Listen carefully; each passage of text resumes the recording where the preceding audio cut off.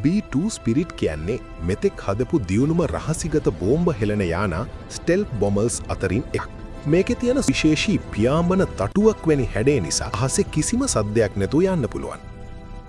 මේ විශේෂ හැඩය නිසා සතුරු රේඩාර් පද්ධතිවලට යානය අහු වෙන්නේ නැහැ.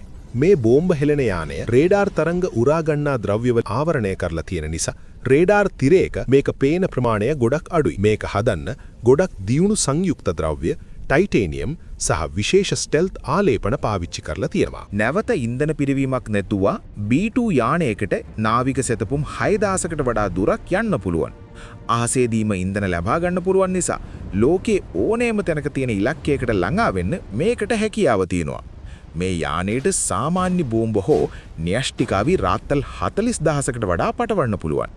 ගොඩක් ඉහළ අහසේ ඉඳලා වුණත් තාමත් නිවැරදිව ඉලක්කයට වදින බෝම්බ අත්හරින්න මේකට පුළුවන්. මේ වගේ විශාල බලයක් තිබුණත් මේ යානේ පාලනය කරන්නේ ගුවන් නියමුවන් දෙන්නෙක් විතරයි. B1 ස්පිරිට් කියන්නේ අදටත් ලෝකයේ තියෙන බලගතුම වගේම රහස්‍යභාවයේ වැඩිම ගුවන් යානාවලින් එකක්.